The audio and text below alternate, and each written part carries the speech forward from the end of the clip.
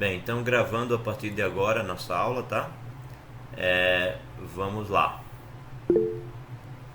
Vamos começar então a falar sobre matemática financeira e a gente está sempre cercado de amigos, às vezes até não estando de fato presentes, mas está aí o material de matemática financeira é feito por uma pessoa que eu admiro muito, que é o professor Antônio Carlos Marques da Silva, que foi meu professor de estruturas algébricas, assim como o professor Adroaldo Dovier, e o professor Alexandre Lima Marques da Silva, que é o filho do Antônio Carlos, é o professor Alexandre, que está hoje professor no CETEC. Eles são, inclusive devo vir a ser aluno dele no curso de Engenharia Civil. Eles estão, foram eles que fizeram o material de matemática financeira. Então hoje trabalharemos esse material, né, exposto por mim.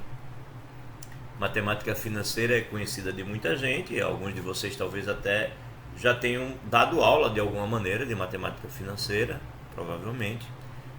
E é um conteúdo extremamente útil, né, prático para o dia a dia, muito importante para o dia a dia. Então vamos falar sobre ela. O primeiro capítulo vai falar sobre juros simples a princípio, vai falar um pouco sobre juros compostos também.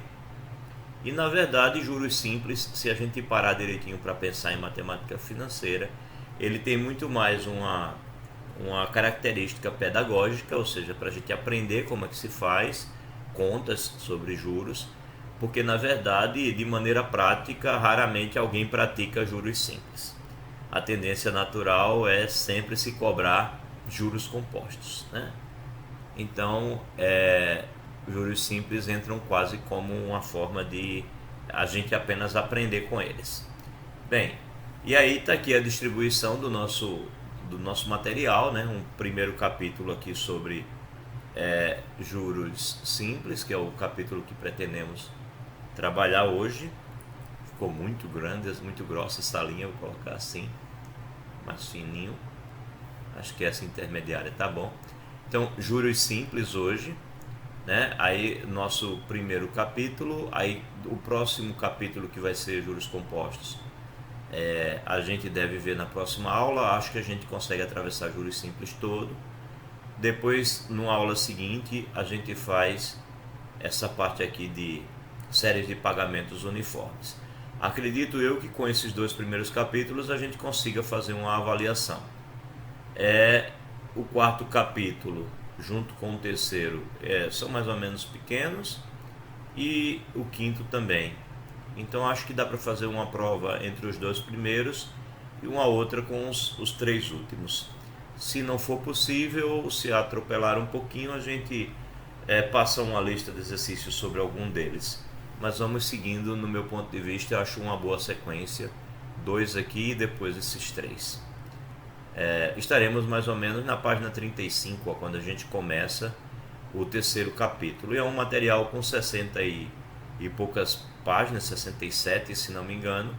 E aí 35 é mais ou menos o ponto do meio, né? Então, de fato, esses dois capítulos ocupam mais ou menos metade do material e esses outros três a outra metade. Então, uma Boa avaliação para os tarde. dois primeiros e uma avaliação para os três últimos. Boa tarde, Vlamir. Olha aí que camisa bonita. Depois de batermos no Vasco, o Guarani perdeu hoje para a Ponte, nos tranquilizando, deixando tudo tranquilo. E eu ainda fico feliz a mais, porque quando eu estava em Campinas eu adotei a Ponte, né, já que eu estava longe de casa, escolhi a Ponte porque a Ponte é a torcida do povo mais pobre de Campinas. E os ricaços, os metidos a alguma coisa em Campinas, todos torcem pelo Guarani. Então foi legal. Apesar que eu também gosto do Moza, eu queria ver o Moza bem, mas infelizmente hoje não dava não para torcer pelo Moza. Bem, então, juros simples. No nosso capítulo sobre juros simples, a ideia é estabelecer esses pontos aqui, estabelecer o valor do dinheiro no tempo, conceituar juros e taxas financeiras, descrever os métodos de capitalização. Então até aqui basicamente conceitos, depois a gente vai fazer uma descrição de conta mesmo, que é o que geralmente a gente usa para cobrar nas avaliações. Estudar as características dos juros simples e de suas taxas, caracterizar a equivalência de capitais em juros simples, conceituar desconto simples e suas formas comercial e racional e identificar a equivalência de capitais pelos valores atuais. Aqui na parte da capitalização de juros simples, a gente já vai falar também, capitalização simples, vai falar também de capitalização composta. Então aqui nesse momento a gente diz o que é um juro composto, né? Apesar de dizer rapidamente, a gente já volta logo para juros simples novamente e continua trabalhando. Juros compostos de fato só serão vistos no capítulo 2. Bem, então uma introdução. Nesse texto aqui ele está te dizendo que a matemática financeira é um conjunto de procedimentos que estuda o valor do dinheiro, né, ao longo do tempo, tornando compatíveis os fluxos de entrada e saída de capital verificados em diferentes momentos. Então ele está te dizendo que, na verdade, o interesse da matemática financeira é estudar a situação do uso do dinheiro em diferentes momentos, porque é importante a gente entender que o dinheiro ele não tem um valor absoluto. O dinheiro ele muda o seu valor conforme o tempo. R$100 hoje, se alguém chegar para você e disser hoje vou te dar R$100 por alguma coisa, e ele disser, não, hoje não, vou te dar daqui a 5 dias, ele não mais está te dando o mesmo valor. R$100 hoje tem um valor, R$100 daqui a 5 dias tem outro valor, R$100 daqui a um mês, um outro valor. Então o valor do dinheiro ele está relacionado ao tempo. Esses procedimentos em geral são chamados, ou são normas acordadas entre os atores do processo produtivo gerador dos fluxos de capital considerados, além da regulamentação específica das autoridades financeiras. Então, dizer o quanto um dinheiro vale hoje e o quanto ele vale daqui a algum tempo vai depender de acordo que você faz com a pessoa que está te cedendo o dinheiro ou com a pessoa que está te cobrando um dinheiro. Os acordos que você faz é que vão estabelecer os valores do dinheiro. E existem normas governamentais para isso, né? O governo interfere estabelecendo normas para dizer quanto vale o dinheiro hoje, quanto vale no outro momento. Então, na execução dos projetos financeiros, a maioria dos agentes preferem receber hoje uma entrada de caixa do que adiar o recebimento para uma entrada, né, para uma data futura. Então, nessa acepção, havendo uma preferência temporal para a recepção imediata. Então, dinheiro é uma coisa que quanto mais cedo chegar na tua mão, melhor. Proteger o recebimento envolve algum tipo de recompensa, né? Proteger não. Postergar o recebimento envolve algum tipo de recompensa. Então, quando o cara te cede um dinheiro hoje e ele vai receber esse dinheiro só mais tarde, ele vai te cobrar por isso. Então, muita gente costuma falar que, nesse caso, o cara está meio que alugando o dinheiro para você. Ele te dá um dinheiro para você usar hoje, mas ele te pede futuramente, quando você for devolver o dinheiro, um pagamento pelo uso daquele dinheiro. É isso que a gente vai chamar de juros, né? É como se fosse um aluguel, né? Você aluga um imóvel, por exemplo, e quando você devolve o imóvel, ou seja, passado um certo período você sai daquele imóvel, então você paga pelo uso. Os juros lembra então como se fosse um aluguel do dinheiro. Então, desse modo, são os juros que induzem os adiamentos, o que permite a formação de poupança e de novos investimentos. Analogamente, o juro está associado ao custo do crédito ou à remuneração do capital aplicado. Ou seja, o juro é o pagamento pelo uso de poder aquisitivo por um determinado período de tempo. Então, como eu estava falando, o juro é como se fosse um aluguel, né? Você está pagando para poder ter aquele dinheiro hoje, aí quando você for devolver o dinheiro depois, você pagou pelo uso dele. Você pagou para ter aquele poder aquisitivo momentâneo. Bem, um exemplo que ele chama de exemplo motivador uma pessoa P tomou um empréstimo de R$100. É muito comum os exemplos usarem 100 porque é fácil para fazer as contas, né? De um amigo A. estamos representando assim, tá? Essa representação é uma representação genérica para falar de qualquer unidade monetária. Então, para não estar identificando as unidades monetárias específicas, como é o caso, por exemplo, dos reais, né, dos números reais, ou minto, números reais não, do valor real, né, da unidade real, ao invés de a gente fazer isso, né, ou usar qualquer outra unidade, eles preferiram, quando escreveram esse texto, usar apenas o cifrão para indicar qualquer unidade que você quiser imaginar. Então, 2 meses após, P pagou 140. Então, pegou 100, mas 2 meses após devolveu 140 ao amigo. Isso é, P e A concordaram que R$ 100 no início do referido bimestre tem o mesmo valor que 140 no final. Então, 140 é o valor no final dos 2 meses.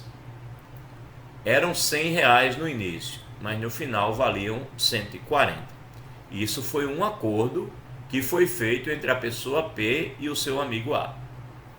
É importante notar que o valor de uma quantia depende da época a qual ela se refere. Então, os R$ 100 no início era o valor para ele, R$ 100, mas depois, no final, ele valia 140. Então, o valor do dinheiro depende do período em que está se discutindo esse dinheiro. Então, assim, acima, quantias diferentes, 100 e 140, foram vistas como iguais, né, como tendo o mesmo valor, porque foram vistas em períodos diferentes. Observemos que o capital C, né, igual a 100, ao ser devolvido após o bimestre acordado, ele valia não mais 100 e sim 140. Não valia mais 100, passou a valer 140. Então, se ele valia 140 é porque você pagou R$ 40 por ele. Esses R$ 40 que você pagou por ele é o que a gente chama de juros, né? Então, em síntese, existe uma razão a ser considerada. Você pagou 40 de algo que valia 100. Quando você faz a divisão do 40 sobre 100, que você tem aqui 0,40, essa divisão te dá uma razão, né? Essa razão te dá um valor que a gente costuma chamar de taxa de juros. Essa taxa de juros aqui, quando ela é multiplicada pelo valor que você pegou, ou seja, você pega o 0,4, que é a taxa de juros que nós acabamos de calcular, e multiplica pelo valor que você pegou emprestado, os R$ 100, você tem exatamente os 40, que são os juros. Então, o que você tem é que a taxa vezes o capital que você pediu emprestado te dá os juros. Ou, em outras palavras, você tem que a taxa ela é o juros dividido pelo capital, que foi essa conta que a gente acabou de fazer aqui. Juros dividido pelo capital. Então, nossa primeira formulinha é essa daqui. Com essa formulinha, a gente pode dizer que capital é igual a juros dividido pela taxa. A gente pode dizer que a taxa é juros dividido por capital. E ainda pode dizer que juros é capital vezes a taxa, né? Não importa a ordem que a gente usa, mas ela nos dá a primeira formulazinha, a nossa primeira relação, que é nada mais nada menos que a definição da taxa. Bem, resumindo um pouco as considerações anteriores, destacamos o seguinte princípio básico: não se pode comparar ou operar quantias referidas a épocas diferentes. Então, uma quantia em um período, ela não é mais aquela mesma quantia em um outro período. E a gente tem que fixar essa ideia. Nunca mais olhe para R$ 100 hoje como se fosse R$ 100 daqui a um mês. Não é mais o mesmo valor.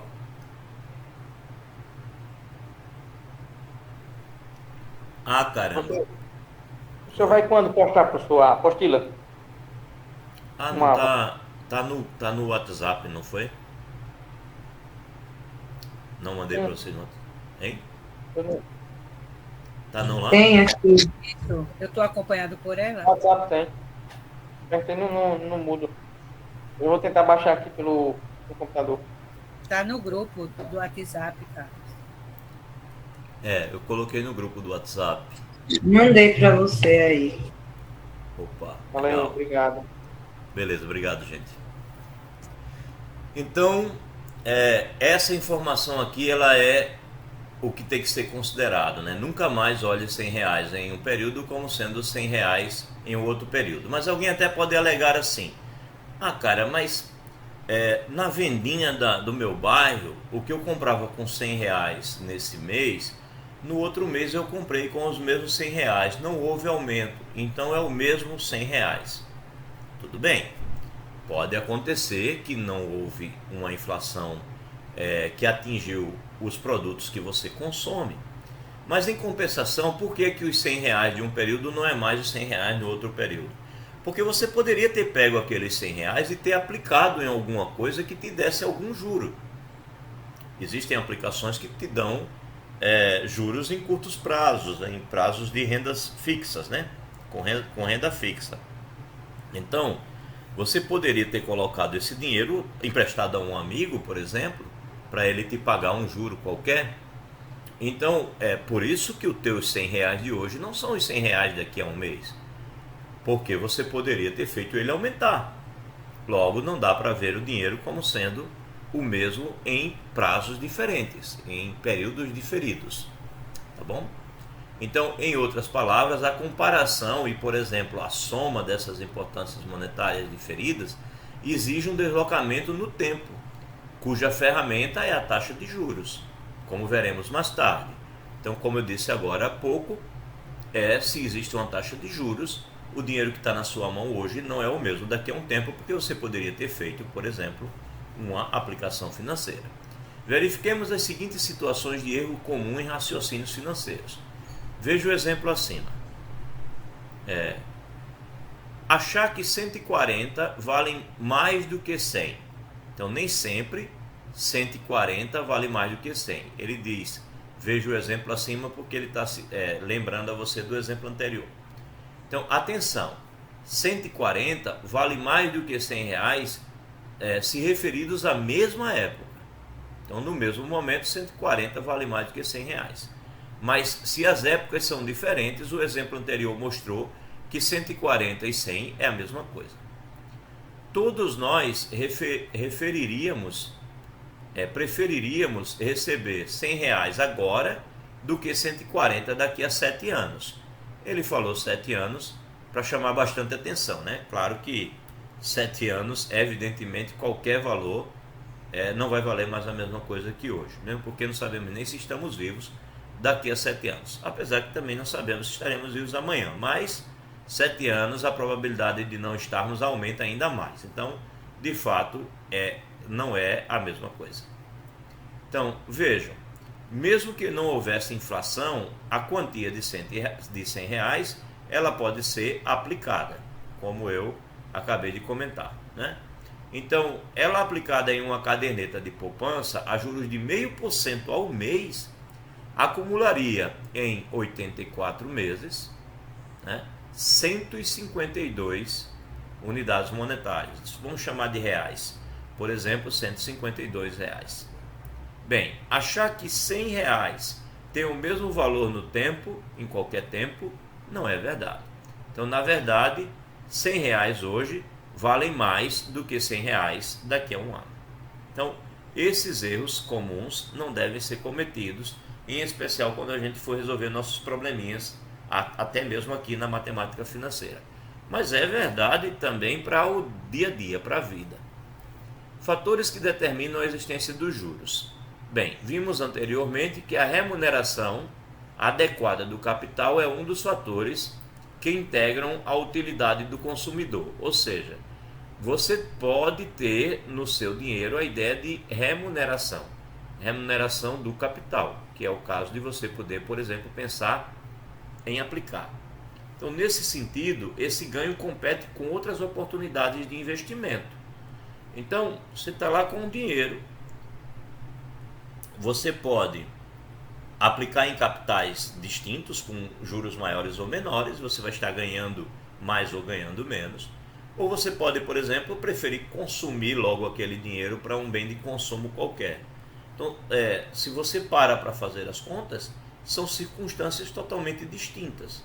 É claro que você pode ser uma pessoa que vive focado em aumentar o teu patrimônio e viver estudando maneiras de fazer com que o teu dinheiro cresça o tempo todo. Mas isso não é o comum do dia a dia, não. A maioria de nós não é, mesmo porque a gente não tem muito dinheiro, né? Quem ganha muito dinheiro é que provavelmente se preocupa mais com isso. Quer dizer, eu disse a gente não tem muito dinheiro, mas eu pensei mais em mim. Aqui alguns podem ter mais dinheiro e eu não estou sabendo, aí o pessoal guardando dinheiro e eu não esteja sabendo. Geralmente eu me surpreendo quando converso com os colegas. De vez em quando encontro alguns bem ricos, né? Então, nesse sentido, esse ganho compete com outras oportunidades. Então, quando você vai fazer um dinheiro, ou vai usar um dinheiro, você tem que pensar quais são as melhores oportunidades, em especial de investimento, que você teria para aquele dinheiro. Investimento ou consumo, né? Então, isso a gente denomina custo de oportunidade. Qual é a oportunidade melhor para você fazer uso do teu dinheiro? Então, na hora em que você vai fazer um parcelamento, por exemplo, será que vale a pena pegar aquele dinheiro e pagar aquele parcelamento proposto pela empresa que está te pagando, fazendo um serviço ou te vendendo um bem? Ou seria mais interessante você pegar emprestado, por exemplo, o dinheiro e comprar o bem à vista e pagar o empréstimo, né? Então, qual é o custo da oportunidade maior? Qual é o maior custo nessas duas oportunidades? Parcelo a compra ou pego um empréstimo, compro à vista e pago o empréstimo? Qual desses custos é o maior? Né? É o que ele chama aqui de custo da oportunidade. Bem, a diminuição do poder aquisitivo do capital provocada pela inflação exige que o investimento produza retorno maior que o capital investido. Então, se você vai escolher um investimento, né, para fazer teu dinheiro render, uma das primeiras preocupações que você tem é que renda mais do que a inflação. Porque se os teus R$100 hoje, daqui a um bimestre, vai valer 140, significa dizer que se você for colocar no investimento hoje e daqui a um bimestre o teu investimento não te devolver mais do que R$40, você perdeu para a inflação, né? Perdeu para a inflação e você perdeu dinheiro. Era melhor ter consumido logo aquele dinheiro ali. Bem, e aí a ideia de taxas de juros ele volta a formalizar, né? Dado por essa formulazinha que nos dá essa formulazinha aqui dos juros, né? Capital vezes taxa. Aqui é só ele lembrando a você qual é a formalização que a gente usa na hora que vai fazer continhas. Aí, observação. A unidade de tempo a que a taxa de juros se refere é múltiplo ou submúltiplo do chamado ano comercial, que possui 360 dias. 360 dias. Ou quando você falar em meses, 12 meses. E cada mês sempre é considerado com 30 dias. Então, o tal do ano comercial ou do mês comercial é sempre assim, tá? Se considera que o ano tem 360 dias na hora que você está fazendo as contas, né? E se considera um mês padrão como sendo um mês de 30 dias. Então, se alguém vai fazer uma conta financeira qualquer e aparece uma fração do mês, o mês é sempre calculado como se fosse um mês de 30 dias. E se aparece uma fração do ano, então o ano é sempre calculado como se fosse um ano de 360 dias, tá?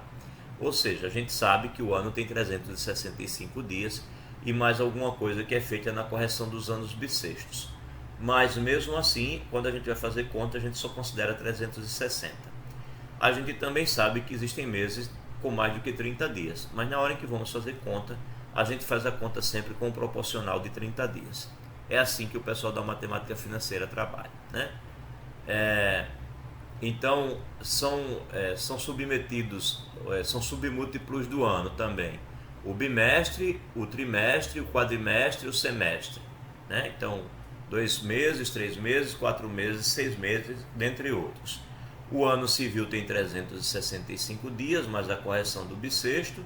E os meses de 31 e 30 dias, eles são menos usados, na verdade, de 31 e de menos dias, né? Porque 30 dias são os mais usados, mas os de 31 dias são os menos usados. Pelo menos assim, o que eu acabei de dizer foi, o ano comercial, o mês comercial é o de 30 dias, mas eu não estou te dizendo que numa circunstância ou noutra alguma conta não seja feita com 31 ou com a quantidade exata mesmo de dias que faltam, mas o mais usado em si são 30 dias. Nas nossas contas, a gente sempre vai considerar que o mês tem 30 dias e o ano 360, tá? Bem, as taxas de juros podem ser representadas de duas formas equivalentes. A taxa de juros ela pode ser escrita especificamente pela razão, como nós fizemos agora há pouco, né? Pegamos 40, que eram os R$ 40, de um total de R$ 100, e aí a gente disse que isso dava 0,4. É simplesmente a razão. Mas a gente também pode representar, né, fazer essa representação por meio percentual. Então aqui os 40 sobre 100 também poderia ter sido escrito simplesmente 40%. Então você tem essa representação decimal, que é o ideal para você fazer as contas, e você também tem essa representação percentual.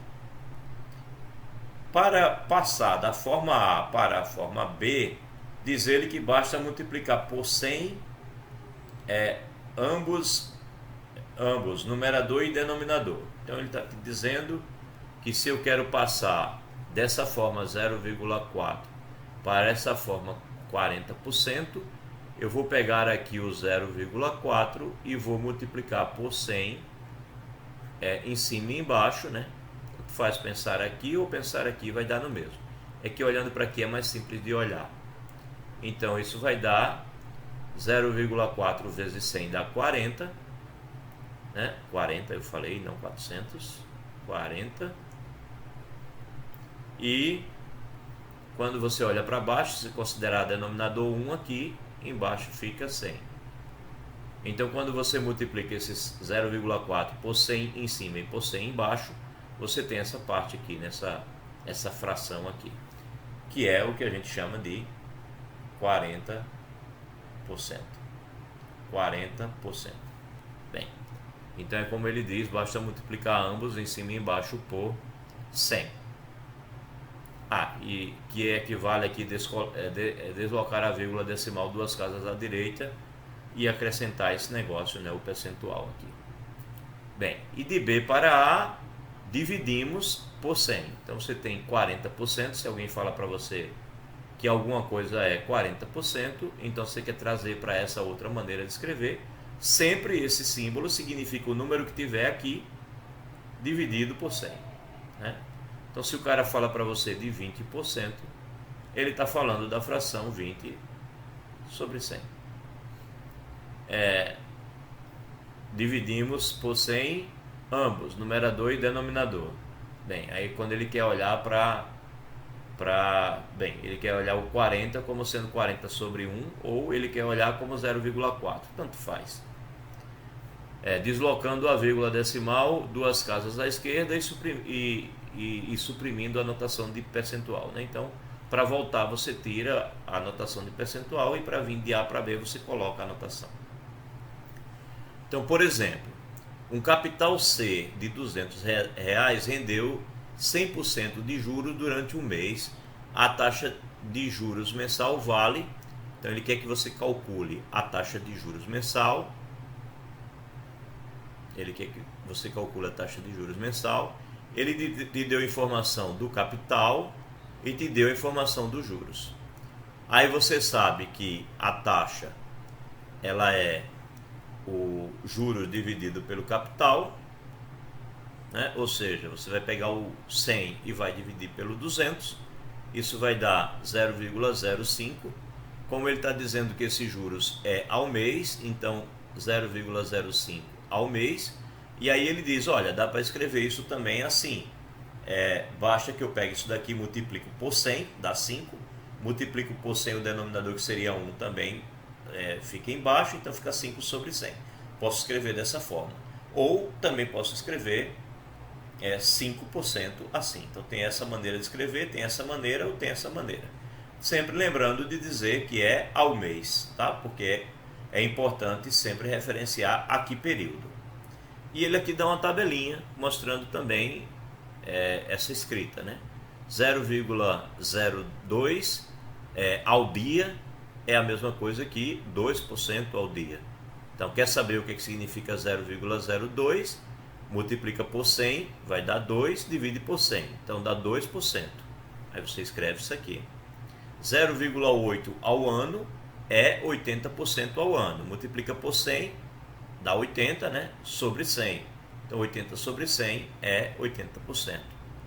Aqui 0,12 é 12%. Aqui está ao mês. 0,1121 multiplica por 100 vai dar 11,25% ao mês. 0,004, quando você multiplica por 100, a vírgula vai vir para aqui, vai ficar um pouco antes do 4, então vai ficar 0,4% ao bimestre. Se escrevo aqui 2% ao ano, multiplico por 100, isso é 200% ao ano. Né? Se ele coloca assim, 100 percentual, isso significa dizer que ainda está faltando você multiplicar por 100 em cima e embaixo. Então isso de fato é 200% ao ano. Veja que a diferença daqui para aqui é única e exclusivamente o fato de que ele colocou o percentual. Como não há percentual aqui, ainda está faltando multiplicar por 100 em cima e embaixo. Quando ele coloca o percentual, ele está lembrando a você que aqui não tem mais o que multiplicar nada. Mas se ele não colocou o percentual, é porque ainda falta multiplicar por 100 em cima e embaixo. Então isso é de fato 200%. Basicamente essa tela aqui é para explicar a vocês a notação que ele vai usar, tá? É notação. Mas vale a pena uma releitura ou rever aqui o vídeo se por acaso ficar alguma dúvida. Ou fazer uma pergunta agora também, se quiser. Tá? Se não tiver entendido alguma parte dessa notação. Bem, aí os processos de capitalização. Aqui ele vai falar na capitalização simples e vai falar também na capitalização composta. Né? Então ele explica aqui, no caso da capitalização simples, o que você faz?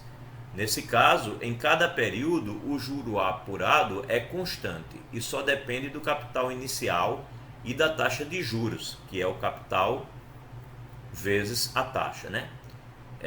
Portanto, o crescimento dos juros, bem, a taxa de juros na verdade é o juro dividido pelo capital. Os juros é que é o capital vezes a taxa. Portanto, o crescimento dos juros no tempo é linear, diferentemente ou diretamente proporcional ao tempo e ao juro. Ou seja, o juro, dependendo do tempo n, é igual ao capital vezes a taxa vezes o tempo, né? Vezes o tempo n. Alguns textos por aí afora vai chamar esse n aqui de t. Você vai ver isso escrito assim: j igual a c vezes i vezes t, né? Você encontra textos, principalmente os mais antigos, que escreviam dessa maneira. Se estiver lendo um livro mais antigo, pode encontrar esse tal do j igual a c e t. Então, ele está te dizendo assim, que quando a capitalização é simples, você pegou R$1.000, né? Suponha, por exemplo, que você pegou R$1.000 de juros, pegou um capital inicial de R$1.000. É o que ele está mostrando nessa tabela. Ele não diz, né? Mas vamos lá. O capital inicial foi de R$1.000. Aí, no primeiro mês, ele calculou uns juros de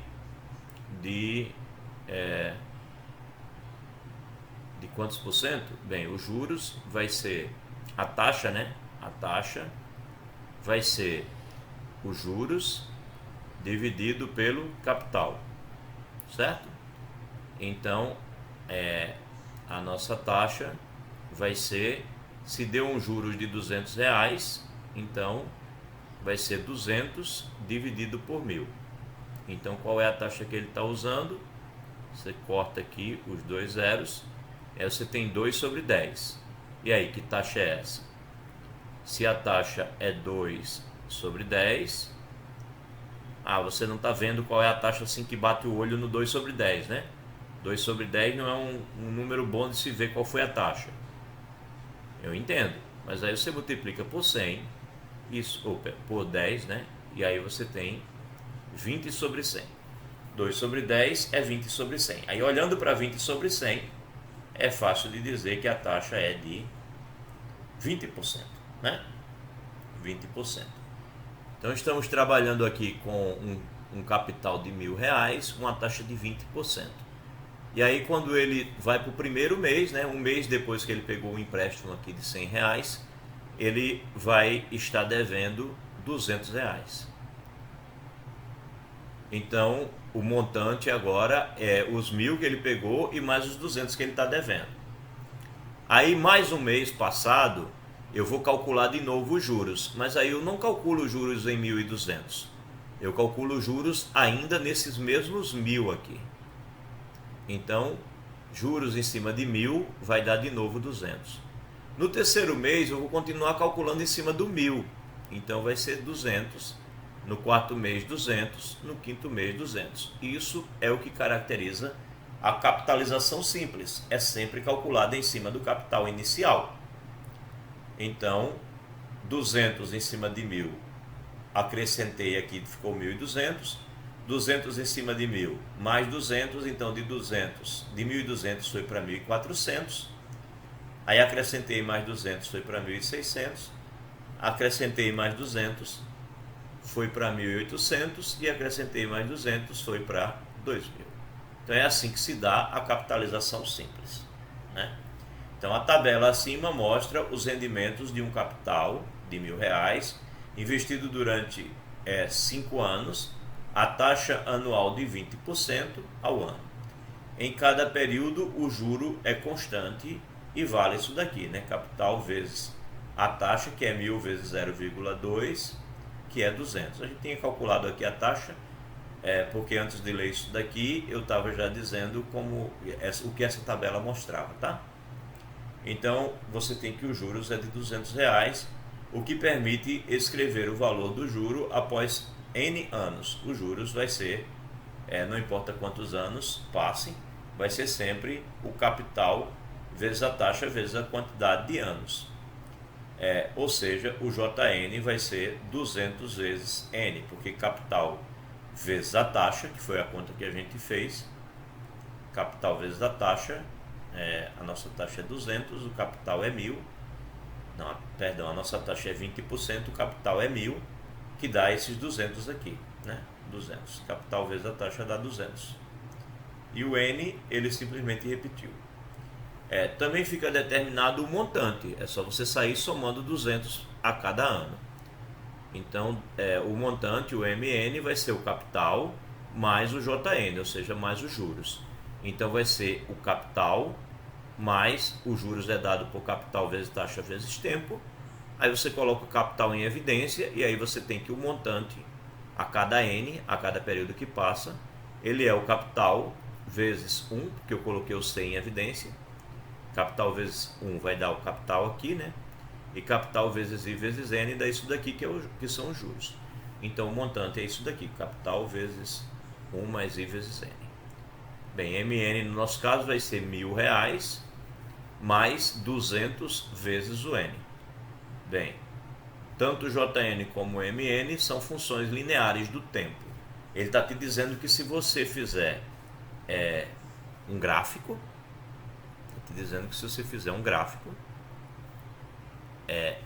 aqui você marcar o tempo, no eixo horizontal você marcar o tempo, e no eixo vertical você marcar tanto o capital quanto tanto os juros quanto o montante, e você sair marcando aqui, né? 1 ano, 2 anos, 3 anos, 4 anos, 5 anos, e você for fazer o gráfico da função juros ou da função montante, tanto faz, quando você marcar os pontos.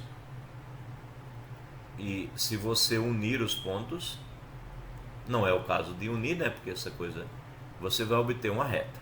É isso que ele está te dizendo. Isso vai dar uma reta. Vai estar alinhado sobre uma reta. Né? São funções lineares no tempo. Outra notação para o montante, você às vezes usa, ao invés de usar MN, você usa CN, ou seja, é o novo capital dependendo do período em que você está. Montante, MN ou CN, mesma coisa, né? Nada mais é do que você pegar o capital mais os juros. E aí, como juros é C vezes I vezes N, colocou C em evidência e você tem isso, né? Mesma coisa. Bem, agora a capitalização composta. A capitalização composta é um pouquinho diferente. Alguma pergunta até aí, gente? Não, né? Juros simples, na verdade, tem só mesmo o aspecto de exemplificação, né? É só o aspecto pedagógico. Ninguém usa juros simples para praticamente nada na vida prática. Bem, capitalização composta. Agora, ao final de cada período, o juro do período é incorporado ao capital do período anterior, né? Formando um novo capital, cujo juro será incorporado para constituir novo capital e assim por diante. Acompanhe esse rendimento nessa mesma tabela, na tabela aqui, né? Então vamos lá, vamos pensar como é que acontece quando os juros são compostos.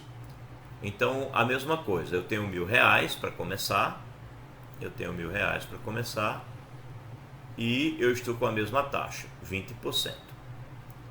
Então o que acontece? Quando eu peguei emprestado aqui os R$1.000, e aí um ano depois eu vou estar devendo R$1.000 vezes 20%, ou seja, eu vou ter que pagar uns juros de R$200. Então um ano depois eu estarei devendo 1.200. Veja que nesse caso é a mesma situação de juros simples. O que é que muda de agora em diante? É que aqui eu calculei 20% de 1.000. Já aqui eu vou calcular 20% desse valor, dos 1.200.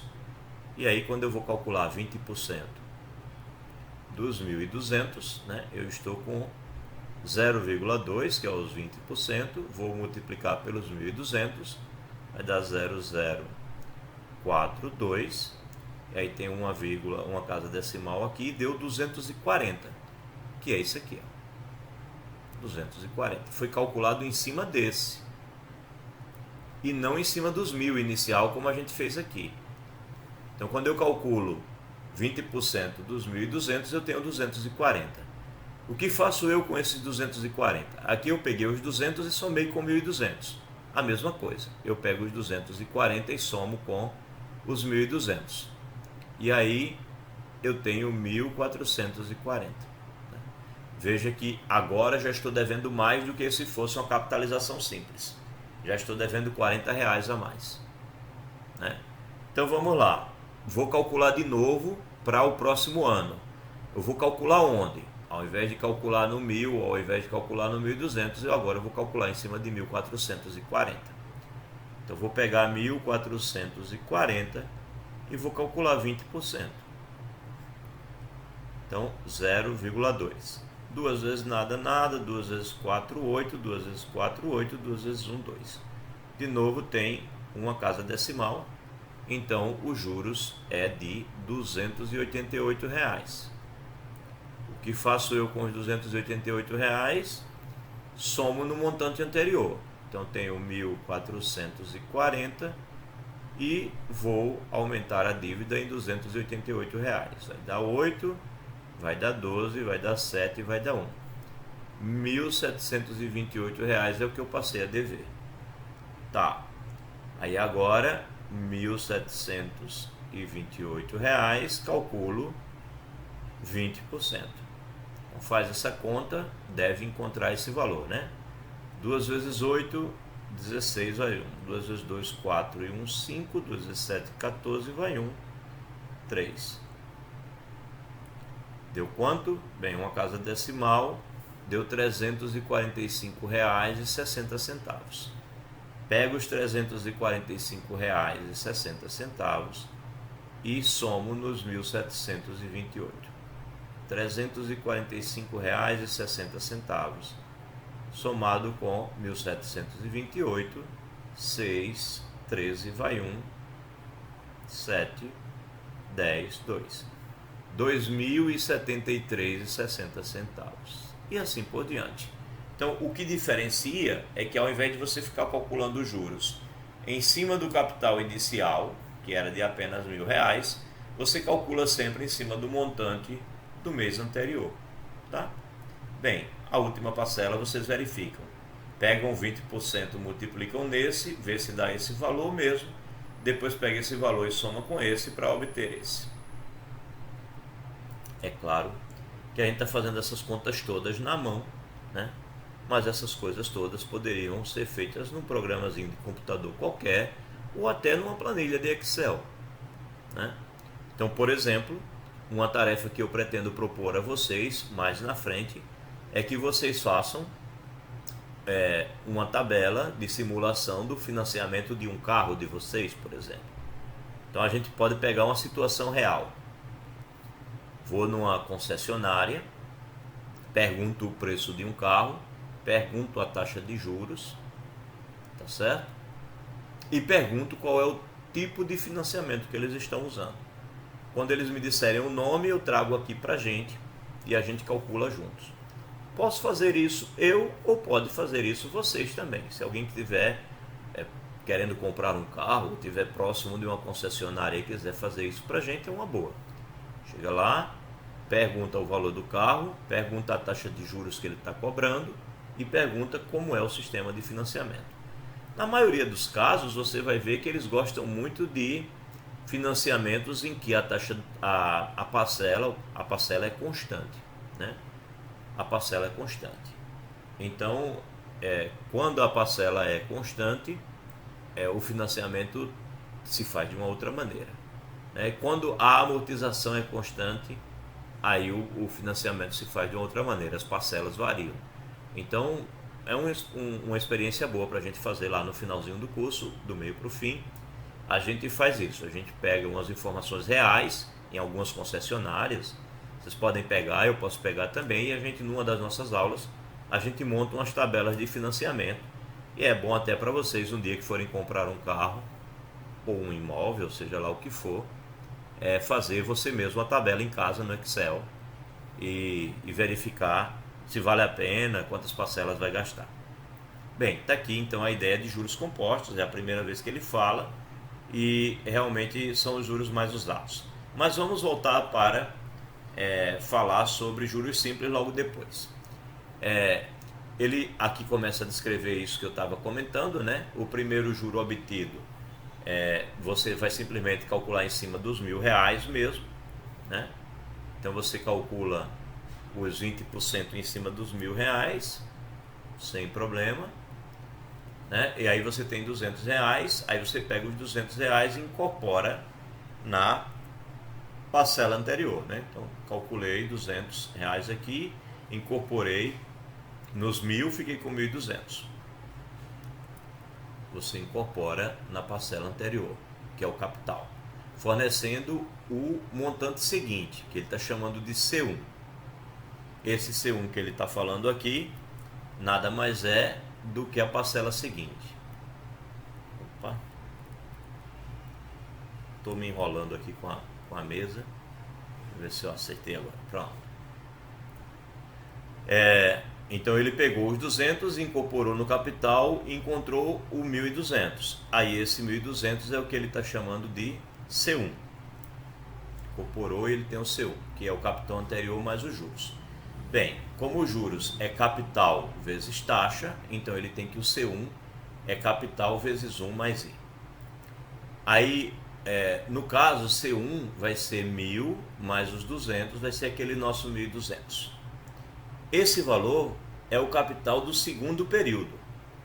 Esse valor é o capital do segundo período, cujos juros J2, né, vai ser calculado em cima dele. Então a gente pegou o nosso C1, que era os 1.200, e calculou os juros em cima dele. E vai formar o capital que ele vai chamar de C2. Então, o capital C2 é esse daqui. A gente calculou os juros em cima do 1.200, achou esse e somou com 1.200 para achar esse, que é o nosso capital C2. Ok. Então, o nosso capital C2 foi o capital C1 mais os juros. Ora, mas os juros era justamente calculado como capital C1 vezes a taxa. Então, se você colocar o C1 em evidência, você vai ver que o C2 ele é o C1 vezes 1 mais I. Né? Você colocou o C1 aqui em evidência, fica C1 vezes 1, que dá C1, e C1 vezes I, que é C1I. Então, você tem que aqui C1 vezes 1 mais I, e se você olhar para o C1, que já foi dado aqui, o C1 é C vezes 1 mais I, ele substituiu esse C1 por C vezes 1 mais I, e aí ficou C vezes 1 mais I vezes 1 mais I. Então ele conclui que o C2 pode ser dado como C vezes 1 mais I ao quadrado. Talvez escrevendo aqui do lado fique ainda mais claro, né, o que está sendo feito. O que você tem é C1 é o capital mais os juros. E os juros vai ser o capital vezes a taxa. Ok. Então você tem que o C1 é igual ao capital vezes 1 mais I. Agora acho que ficou melhor. Aí o que vai ser o C2? O C2 vai ser o C1 mais os juros. Aí o que é o juro? O juro é você pegar o próprio C1 e multiplicar pela taxa. Então você tem que o C2 é o C1 vezes 1 mais I. Pronto. Aí o que vai ser o C1, né? Aí você tem que o C2 quem é o C1? O C1 é o C vezes 1 mais I. E aí eu estou multiplicando de novo aqui por 1 mais I. Eu estou substituindo isso daqui, que é o C1 aqui.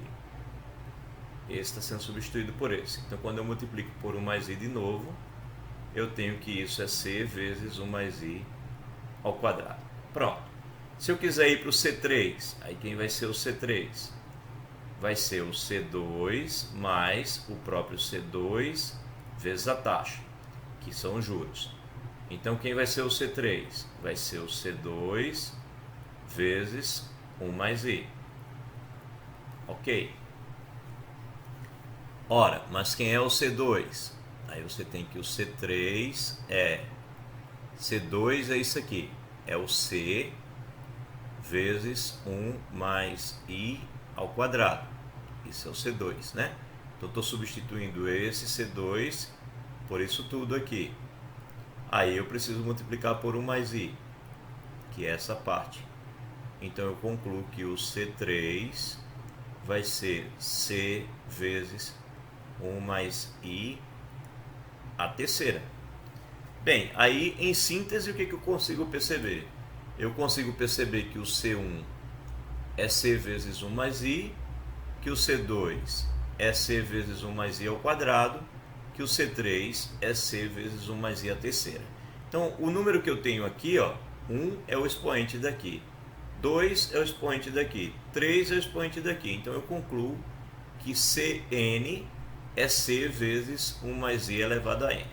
Eu consigo dizer que o período é exatamente o mesmo expoente que aparece aqui. O período é sempre o mesmo expoente que aparece aqui. Certo? Bem, aí a gente estabelece esta formulazinha aqui. E aí ele ainda chama a atenção aqui do seguinte: os juros, nessa parte aqui dessa formulazinha, os juros ele é sempre o montante, que você tem hoje, menos o capital que você investiu. Só que aí, como o montante, que é justamente esse nosso CN aqui, ele vai ser C vezes 1 mais I elevado a N, isso é o montante, montante ou CN é a mesma coisa, e menos o C,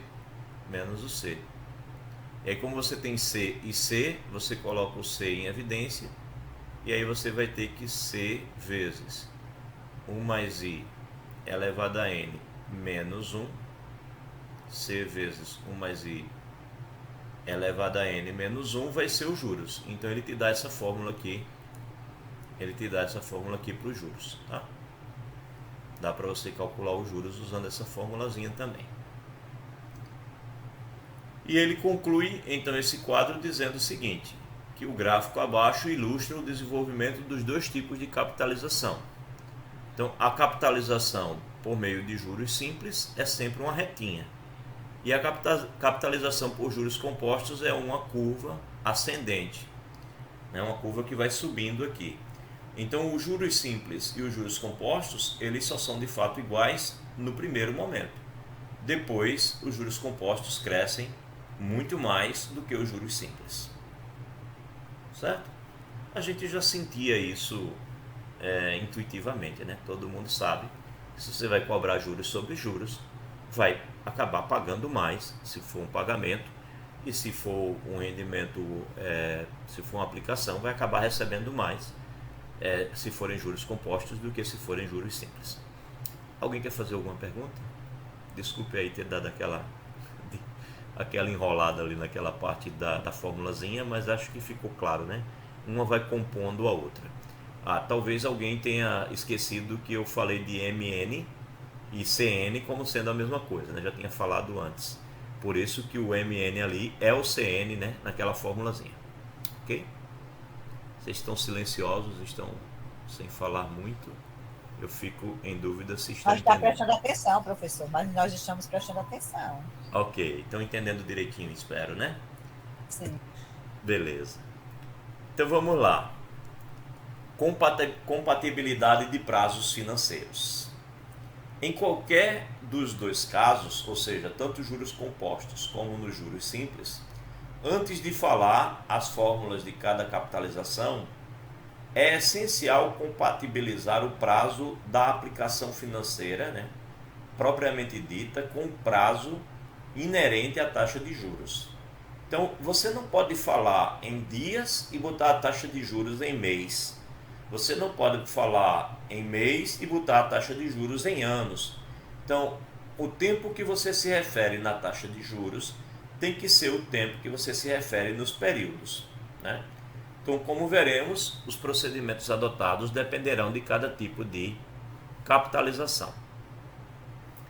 No que se refere apenas ao prazo da aplicação, os modelos de adequação usam os seguintes coeficientes que correspondem a aplicações imediatas de regras de 3 simples.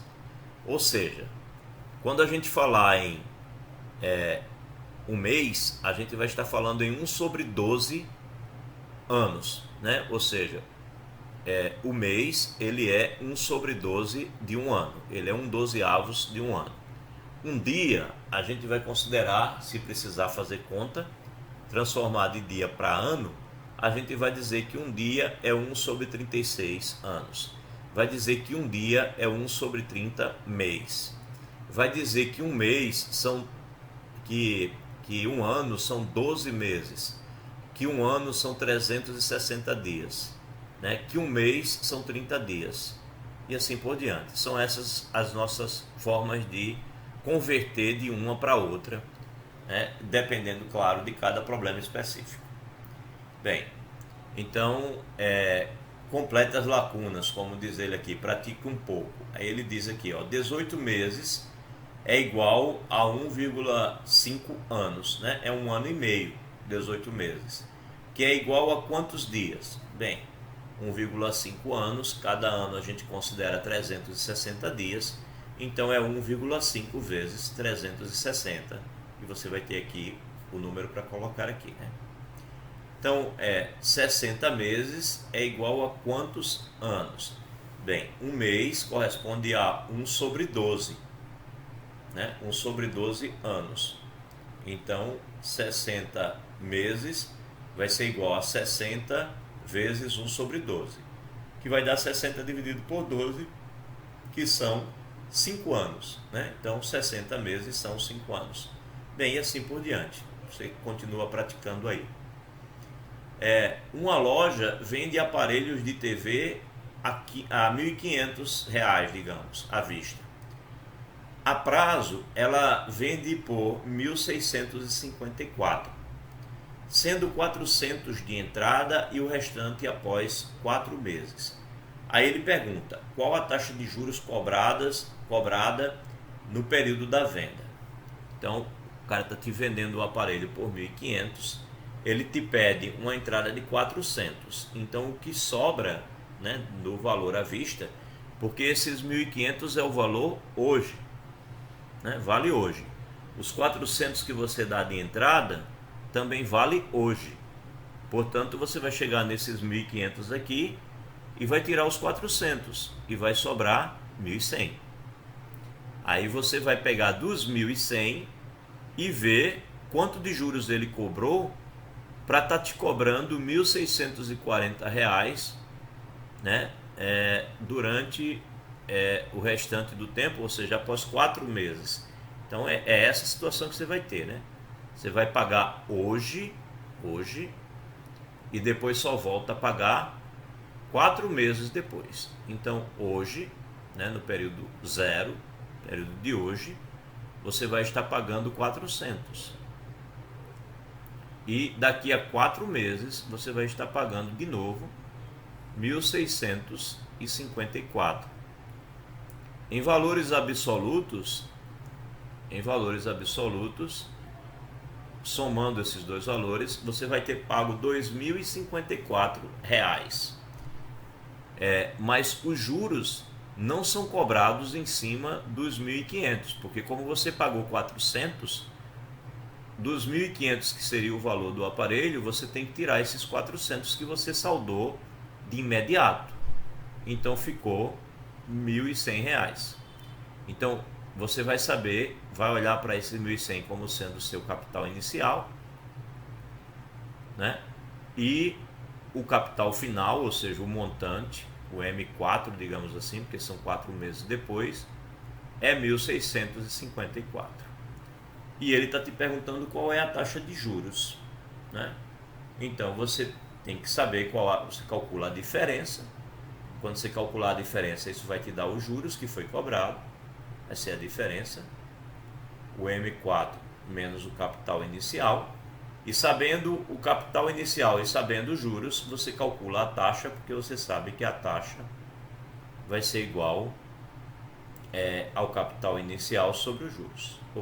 Os juros sobre o capital inicial. Juros sobre capital inicial, né? Bem, é isso. Aí, terceira questão.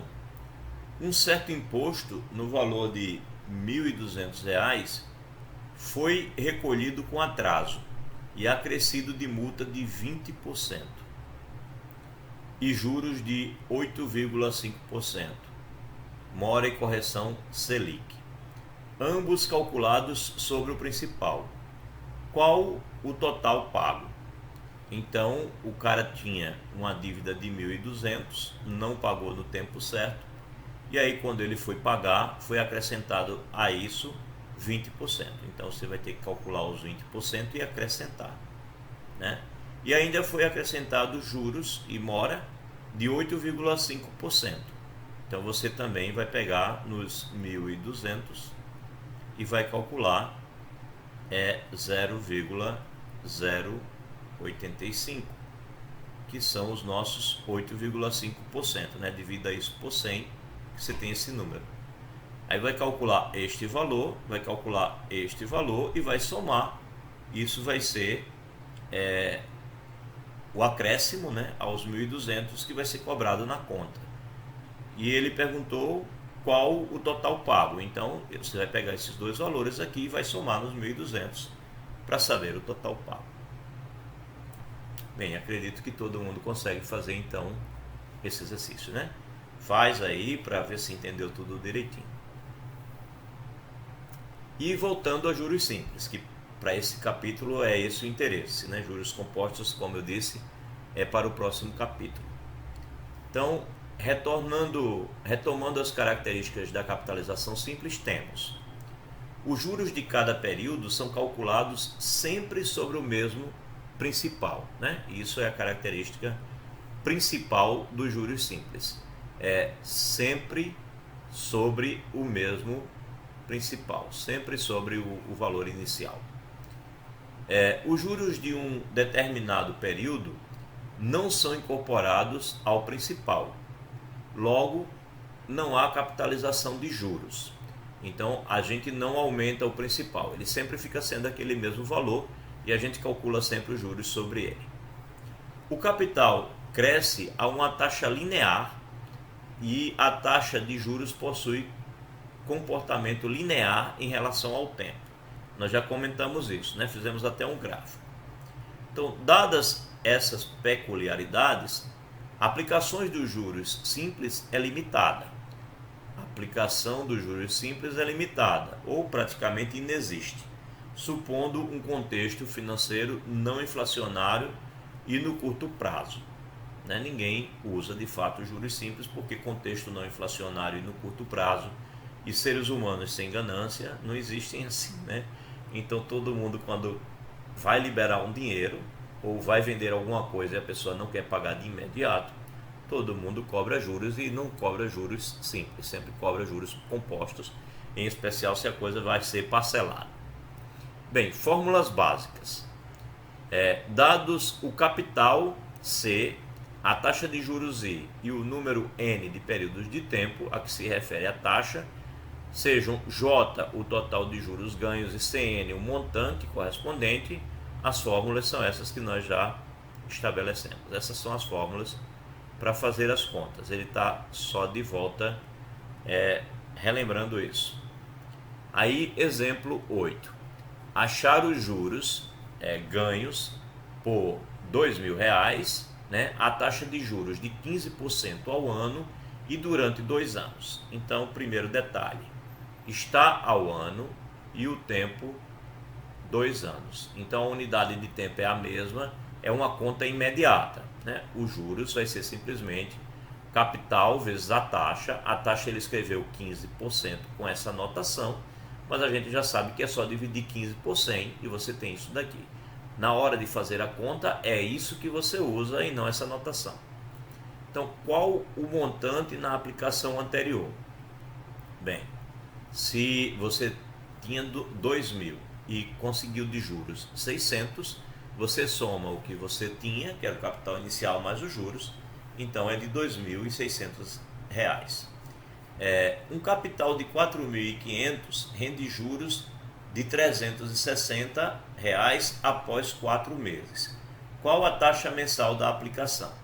Bem, a gente tem que juros é capital vezes taxa vezes tempo, e aí você passa o capital vezes o tempo para dividir os juros. Você tem que a taxa é juros dividido por capital vezes tempo, os juros é 360, o capital 4.500, multiplica pelo tempo, que são 4 meses, né?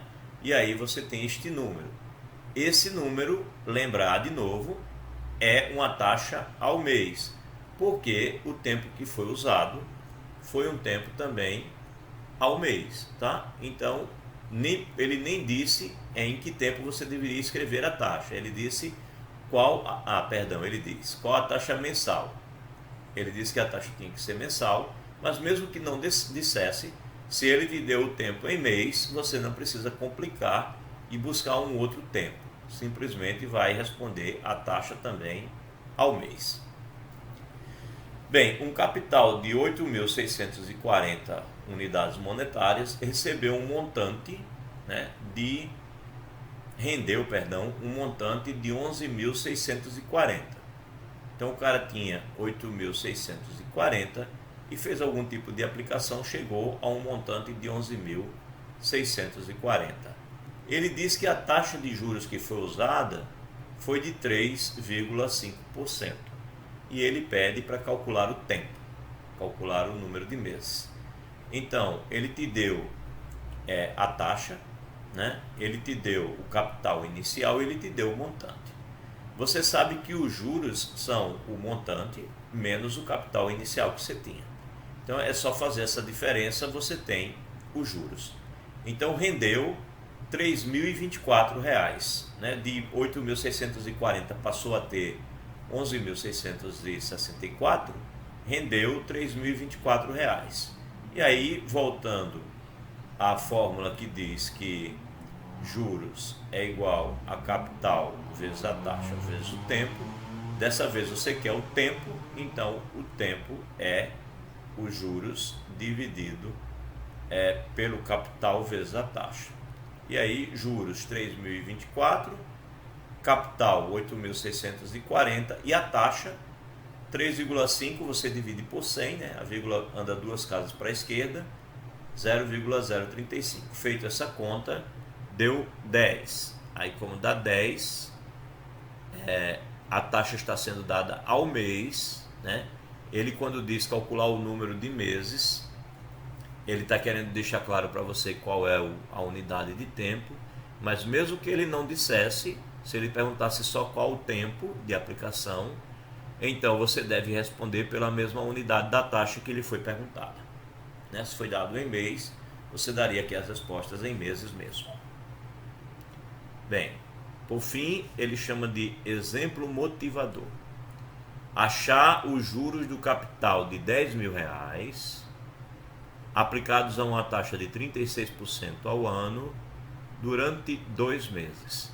Então, primeiro detalhe, o cara te deu a taxa ao ano e ele está te pedindo o tempo, ele está te dando o tempo em meses. Então, não pode se trabalhar com unidade de tempo diferente. Ou você usa ao ano, ou você usa ano, ou você usa meses. Bem, observemos que os prazos da taxa e da aplicação não são compatíveis. Então, como proceder? Ora, como um ano são 12 meses, temos 2 meses igual a 2 dividido por 12 anos. Logo, ou eu vou para trabalhar com anos ou vou trabalhar com meses. Ele optou aqui em trabalhar com anos, né? Então ele tem aqui, até porque melhor do que ficar mexendo aqui na taxa. Então ele tem aqui que os juros é o capital vezes a taxa vezes o tempo. O capital, R$10.000, digamos, né? Estou chamando de reais para facilitar a linguagem. Vezes 36%. 36 dividido por 100 é isso aqui. E vezes o tempo. Aí o tempo ele transformou para ano porque ele continua com a taxa em anos. E aí faz essa conta e encontra 600. Então, os juros de R$600. O que ele tinha perguntado para achar os juros desse capital, né? São esses 600. Observemos que não tentamos calcular a fração 2 sobre 12. Bem, não havia necessidade de fato, pois a tal fração está associada a uma dízima periódica. Nas contas do juro, ocorreram simplificações que sumiram com a fração renitente, ou seja, é melhor deixar na forma de fração. É isso que ele está te dizendo. Não fica fazendo conta com decimal, em especial quando o decimal envolve aí um monte de casas decimais. No caso, infinitas casas decimais. Então, é melhor não mudar a fração. Deixa a fração como está e faz as simplificações do denominador com o numerador nas suas contas, né? Então, por exemplo, aqui quando você multiplicar por 10.000, vai aparecer um múltiplo aqui de 36. E aí 36 é um cara divisível por 12, já simplifica as tuas contas. Não precisa ficar fazendo a divisão 2 sobre 12. Isso é bom, inclusive, para quando vocês estiverem fazendo prova, não ficar pegando a calculadora. É 2 sobre 12, vou dividir o 2 sobre 12 e vou colocar o número que aparece na tela. Nunca será tão perfeito quanto deixar apenas o 2 sobre 12. Né? 2 sobre 12 não é 1,6666666, ou melhor, não é 1, né? Qual é o número mesmo? É 0, né? 0,1666666, não é isso. Por mais números 6 que eu coloque, nunca vai chegar a ser de fato exatamente igual, né? Então é melhor usar a fração do que ficar fazendo as contas ali na calculadora que não forem necessárias. Na calculadora você só faz a última conta se for necessária, mas todo o restante você primeiro simplifica os denominadores para facilitar o resultado final. Isso vai fazer diferença lá no resultado final se você não fizer assim. Pois bem, como ele diz aqui, que sumiriam, né, desapareceriam naturalmente.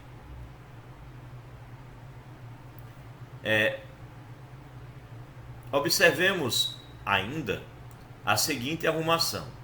Juros é isso aqui, né?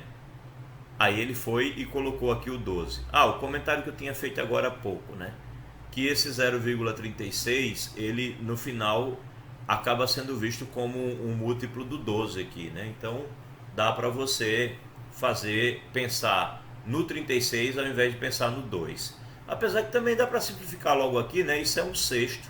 E aí 0,36 dividido por 6 é um número ainda mais bonitinho, sai logo, né? Que numericamente em nada alterou as contas dos juros, se você pensar dessa maneira, né? Tirar o 12 daqui e colocar embaixo do 0,36. Mas sugeriu a alternativa de adequar a taxa ao prazo. Ele está te dizendo o seguinte, que se você traz o 12 para cá, você pode pensar não em 36% ao ano, e sim pensar em meses, porque você está pegando a taxa que está em anos e está dividindo por 12. E aí você sabe que um ano tem 12 meses. Então, quando você traz o 32, ou melhor, o 12, para ficar embaixo do 36, esse número aqui está justamente te dando a taxa não em ano e sim em meses, né? Então acabou sugerindo a alternativa de adequar a taxa ao prazo, de olhar a taxa ao mês ao invés de olhar a taxa ao ano. Tudo se passa como se a taxa anual de 0,36 fosse transformada numa taxa mensal, que seria 0,36 dividido por 12, que é 0,03. E o juro calculado mais diretamente, né? Essa conta é mais simples de fazer, a calculadora te dá o número exato, né? Ao invés de ficar te dando uma fração um número desse tipo, que dá esse mesmo resultado. Ok? Experimentem na calculadora depois. Coloquem um monte de 6 e façam um produto, né? E aí você vai ver que há uma diferençazinha em casas decimais. Depende do arredondamento da tua calculadora, mas vai haver uma diferençazinha em casas decimais. Então não há a mínima necessidade de você usar isso. Sempre dê preferência a usar frações. Em síntese, é esse o recado. Bem, taxas proporcionais e taxas equivalentes. Alguma pergunta? Não, né? Começando a ficar cansado. O trabalho das nossas aulas nos sábados, ele acontece justamente depois da semana toda de trabalho. E agora, para completar, resolvi ser coordenador do curso de matemática de lá de Arapiraca, e aí estamos em período de matrícula. Não pensei que eu ia ter tanto trabalho. É muito trabalho para matricular o povo. Trabalho danado. Bem, taxas proporcionais e taxas equivalentes. Esses são dois conceitos que a gente deve ter, tá? A gente deve guardar para a gente. São muito importantes diferenciar o que são taxas proporcionais e o que são taxas equivalentes, tá bom? Então, o artifício que usamos no exemplo anterior, ou seja, aquele momento em que a gente pegou lá o 0,36 e dividiu por 12, né? Transferiu o 12 para ficar embaixo do 0,36, e sua validade garantida na capitalização simples, na verdade, tem essa sua validade garantida pela linearidade da taxa no tempo, né? Então existe uma proporcionalidade. Linearidade e proporcionalidade são coisas casadas, né? Então existe uma proporcionalidade na taxa em relação ao tempo, e por isso essa linearidade ou essa proporcionalidade é que nos garante aquela possibilidade de, na nossa conta, né, que estava lá 10 mil vezes o 36%, que ele escreveu 0,36, vezes o 2 sobre 12, nos garantiu que a gente pode simplesmente tirar esse 12 daqui e colocá-lo aqui, porque essa fração que surge aqui nada mais é do que o fato de que há uma proporcionalidade. O 0,36 nos dá a taxa ao ano. Aí quando eu divido isso por 12, o 0,36 dividido por 12 nos dá uma taxa ao mês, né? Porque há uma proporcionalidade entre as taxas ao ano e as taxas ao mês, tá? Há uma proporcionalidade, eu posso dividir por 12. Então é isso que ele está te dizendo aqui nas primeiras linhas. Então, duas taxas I1 e I2 relacionadas respectivamente aos períodos N1 e N2, você pode pensar aqui, por exemplo, a taxa 0,36 ao ano e 0,36 dividido por 12, que deu quanto? Dá 0,03, ou seja, dá 3%, 36% ao ano, que corresponde a 3% ao mês, foi isso que ele quis dizer, né? Essas taxas que ele está se referindo aqui. Então, duas taxas I1 e I2 relacionadas respectivamente aos períodos N1 e N2, quer dizer, ele não está se referindo aqui, ele está generalizando a ideia, né? Corrigindo o que eu disse agora há pouco. Referidos a uma mesma unidade, são proporcionais se quando eu dividir I1 por I2 for igual a N1 dividido por N2. Então, no nosso caso aqui, se eu dividir 0,36 por 0,03 e eu obtiver a mesma divisão de um ano, no caso, eu teria 12 meses, né? 12 meses. Então, eu acho que aqui seria assim, né? 12 meses dividido por um mês, né? Isso daqui é a taxa referente a um mês, isso daqui é a taxa referente a 12 meses, a de cima. Então, se essas divisões derem a mesma coisa, então é verdade. Ou seja, se eu dividir isso por isso e der 12, que dá, né? Porque tem duas casas decimais em ambos, é simplesmente você pegar 36 e dividir por 3, isso de fato dá 12. Então, se essas coisas acontecem, né? Ou seja, aqui eu estou pensando nas taxas e aqui eu estou pensando no tempo. Então, se existe essa proporcionalidade, essas taxas elas serão taxas equivalentes, tá? Então, são proporcionais se isso daqui acontece, ou, equivalentes não, proporcionais. São taxas proporcionais, né? Ou como diz ele aqui, ou equivalentemente acontece a proporcionalidade. I1 vezes N2 é igual a I2 vezes N1. 1 vezes 0,36 é igual a 0,03 vezes 12. Acontece a proporcionalidade. Então, por exemplo, são proporcionais as taxas. I igual a 5% ao tempo, né? Ao trimestre, AT, né? Ao trimestre, e 0,05 ao trimestre, que é a mesma coisa. Aqui é uma igualdade.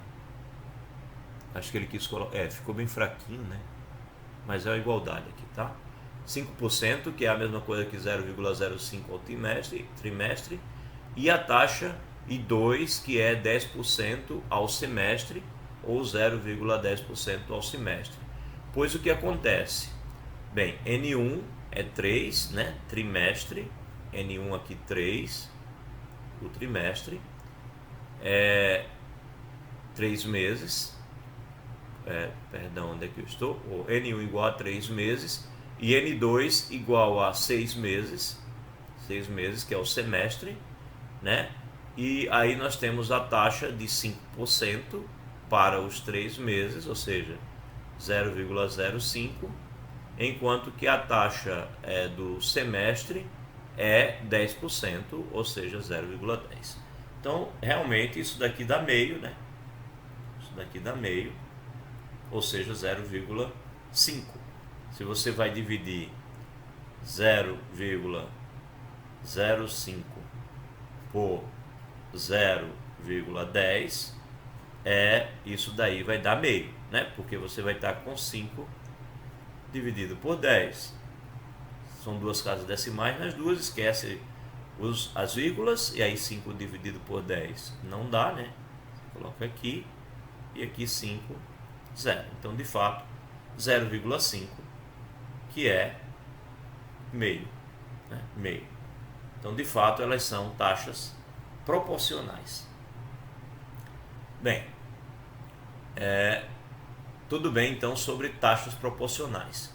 Do mesmo modo como um ano, que é igual a 12 meses, a taxa de 0,36, essa é a do exemplo anterior, é proporcional à taxa de 0,36 sobre 12, que é 0,3. Foi a conta que eu tinha feito agora há pouco. Bem, um conceito análogo é o de taxa equivalente. Bem, análogo, taxa equivalente, não são iguais. Esse conceito é um conceito análogo, mas não iguais, tá? Então, um conceito análogo é o de taxas equivalentes. Duas taxas, I1 e I2, relacionadas respectivamente aos períodos N1 e N2, referidos a uma mesma unidade, são equivalentes se produzem o mesmo juros, o mesmo juro, quando aplicadas no mesmo capital por um mesmo período de tempo.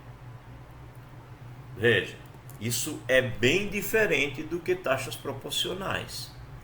Então, se eu chego para você e digo que eu vou lhe cobrar 0,03% ao mês, você não vai pegar e multiplicar isso por 12, que vai dar 0,36, e achar que 0,36, calculado em cima de um capital, vai dar o mesmo valor que 0,03 uma vez, depois 0,03 em cima do resultado anterior, depois 0,03 em cima do resultado anterior e assim por diante. 0,03 ao mês vai dar um juros muito maior se você aplicar todos os meses, for capitalizando todos os meses, do que apenas 36% direto no final do ano. Então, o valor dos juros não é o mesmo. Portanto, não são taxas equivalentes. 0,36 ao ano não é equivalente a 0,03 ao mês. Elas são proporcionais, porque 12 vezes 0,03 vai dar o 0,36. É verdade. Mas os juros que vai render, se você calcular 0,36 uma vez só no final do ano, é totalmente diferente dos juros que vai render se você aplicar 0,03 no mês, depois no outro mês de novo, depois no outro mês de novo, mês após mês, vai dar um valor maior. Então, para serem equivalentes, não é só ser proporcional. Na verdade, não é ser proporcional. Para ser equivalente, em especial em juros compostos, você vai precisar que os juros que rendam no final sejam o mesmo. Então, é isso que ele está te dizendo aqui. Elas serão equivalentes, né, se você considerar respectivamente duas taxas e dois períodos, ambos na mesma unidade de medida, de tempo e da taxa, do tempo da taxa. Elas são equivalentes e se produzem o mesmo juro quando aplicadas ao mesmo capital por um mesmo período de tempo, né? Então, por exemplo, são equivalentes as taxas 0,05 ao trimestre e 0,1% aí, né, 0,10 ao semestre, pois em um ano aplicada a um capital C darão juros idênticos. Então você pegou um capital C e você vai aplicar 0,05% a esse capital C em um ano. Como aqui está ao trimestre, e um ano ele tem 4 trimestres, então ele multiplicou por 4, porque ele está querendo calcular em um ano, e a taxa aqui está ao trimestre. Então ele pega um capital qualquer, não importa qual seja o valor, calculou essa taxa ao trimestre em 4 trimestres, porque vai dar um ano. Então vai dar 0,2, que é o produto 0,05 vezes 4, né? vezes C. E se você pegar o mesmo capital e aplicar a taxa de 10% aqui, 10%, só que agora ao semestre, para completar um ano você precisa de 2 semestres. E aí quando você faz a conta dá o mesmo 0,2 vezes C. Então, aplicado no mesmo capital, como diz aqui, ó, aplicado ao mesmo capital, são equivalentes se produzem os juros quando aplicadas ao mesmo capital. Então ele usou aqui o capital C. Por um mesmo período de tempo. Ambos estão em um ano. Só que um está capitalizado ao trimestre e o outro está capitalizado ao semestre. Mas vai dar o mesmo valor, que é 0,2 vezes o capital inicial. Bem, em particular, vemos que 0,5 vezes 4 é a mesma coisa que 0,2, 0,5 vezes 2, ou perdão, 0,10 vezes 2, né? É claro, porque a outra coisa que nós tínhamos era simplesmente o capital. Isto é, se você dividir 0,05 por 0,10, você vai ter 2/4, ou seja, meio. Ou seja, ele está te dizendo que aqui poderia ser visto como um produto de meios por extremos. Eu posso passar o 0,10 para dividir o 0,5, né? Eu tenho aqui, ele está te dizendo que isso poderia ser visto assim. 0,5 dividido por 0,10 é igual a 2 dividido por 4, né? Ele coloca aqui o 0,10 embaixo do 0,5 e coloca o 4 embaixo do 2, que é para reproduzir de volta essa relação aqui, né? Taxa sobre taxa, tempo sobre tempo, né? Então, vemos então que na capitalização simples, taxas proporcionais são equivalentes e reciprocamente. Mas lembrando, ele está trabalhando com capitalização simples. Então, volto a avisar. Se a capitalização for composta, isso não vai acontecer. Na capitalização composta, 0,03 ao mês não significa de fato 0,36 ao ano. Apesar de que 0,03 vezes 0,36 vai dar exatamente o 12, né? Que a gente considera que é a quantidade de meses por ano, né? 12 meses. Mas os juros que vai render 0,36 ao ano é diferente dos juros que vai render 0,03 capitalizado mensalmente. Bem, exemplo 11. Temos 15 minutinhos até as 4, né? 2 horas deve ser o nosso limite. Então vamos lá. Exemplos 11. Achar o juro e o montante de um capital de R$1.000. Achar os juros e o montante de um capital de R$1.000 aplicada a uma taxa de 12% ao semestre pelo prazo de 5 anos e 9 meses. Já complicou, né? Mas é bom ver nos exemplos para quando estiver nos exercícios ficar fácil. Ele dá bastante exercícios e as nossas avaliações serão mais ou menos parecidas com os exercícios que ele dá, tá? Com um pouquinho dos meus toques, mas parecidas. Bem, aí vamos ver a solução, né? Aqui está o problema e vamos ver como é que ele solucionou. Eu não gosto que não separe, né? Aqui vai daqui para baixo é a solução, tá? Então, como o prazo dado corresponde a 5 anos mais um semestre e mais 3 meses, 5 anos e 9 meses. Então, 5 anos, um semestre, ou seja, 6 meses e mais 3 meses. E aí ele diz que isso é igual, né? Isso é igual a 10 semestres, né? Que são os 5 anos, mais um semestre, beleza? E 3 meses é meio semestre. Então ele está transformando 5 anos e 9 meses em semestres. Por quê? Porque a taxa que foi dada ao semestre. Então ele vai trabalhar com o período de tempo indicado pela taxa, que é em semestre. Então ele pegou os 5 anos e 9 meses e transformou em 10 semestres, mais um semestre que dá 11, e mais meio semestre. Então fica 11,5 semestres. Bem, aí agora ele pode fazer a conta, né?